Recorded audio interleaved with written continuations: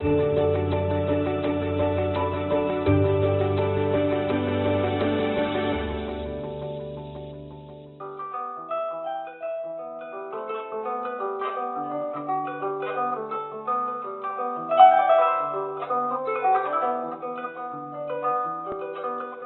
a period of 7 months, I was conversant with the Kora.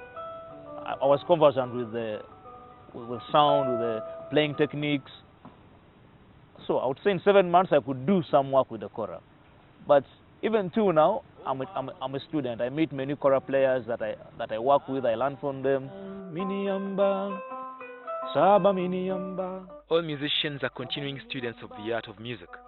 But again, just a few go the extra mile to be different, like Joel Sebunjo does. Sebunjo learned to play the Kora within 7 months, but considering his mastery of the instrument and the good reception he has had in the communities that understand it better, he surely made an extra effort. He is probably the only Ugandan to have taken interest in this West African instrument and traveled all the way to Senegal to be taught by the griots, the masters of the Kora. I got a place in Dakar where I stayed for over 2 months, trying to find my way, meeting people. And then after 2 months, I moved to the south of Senegal, in Casamance, which is like to the border with Gambia, because that's where you find a lot of what we call music families. The Kora remotely resembles a harp or the adungu, which is familiar to most Ugandans. The instrument has its 21 strings divided into 2 ranks, making it appear like a double harp. It has 11 strings on the left and 10 on the right, all producing high-pitched sound when struck. And singing along while playing it requires an equally tuned voice.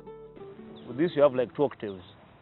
So one side is accompaniment, you accompany yourself and then you play the melodies this side.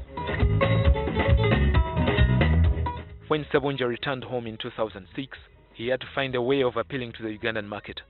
Earlier, he had performed with bands but came back with a new brand. World music, his preferred genre, is a remote alternative in Uganda. Very few like it, so Sebunjo decided to innovate around Uganda, but sang with the West Africa rhythm.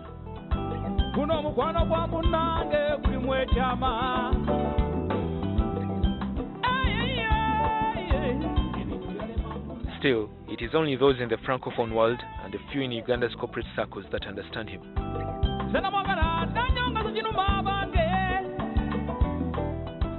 Especially Francophone West Africa is that only place where I find the true African vibe, in the essence of Africa.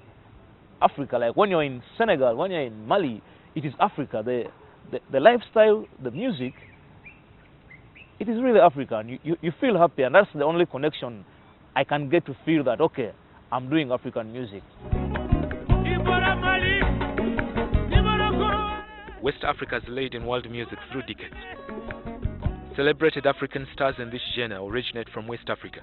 These include Salif Keita, Toumani Diabate and Ali Farka Toure from Mali, Fela Kuti from Nigeria, and Youssou N'Dour from Senegal. Many of these associate their music with the Kora.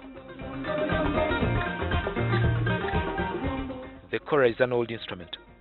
The original one has strings attached to a wooden neck and a hollow calabash that is covered in cow skin. Sebunjo played this type before he acquired an electronic one made by a French instrument designer. This one is all wooden, except the electronic component which amplifies sound from the strings. This light Kora looks like a gravy Kora, which is also electronic, but with most parts made of metal. Sebunjo hopes that creatively fusing music genres like rock and jazz with West Africa and Uganda music will firmly place him in the ranks of modern-day world music artists.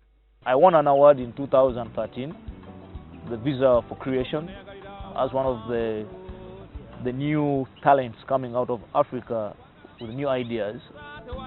Sebunjo has 3 albums to his name, selling internationally. Frank Walisembi, NTV.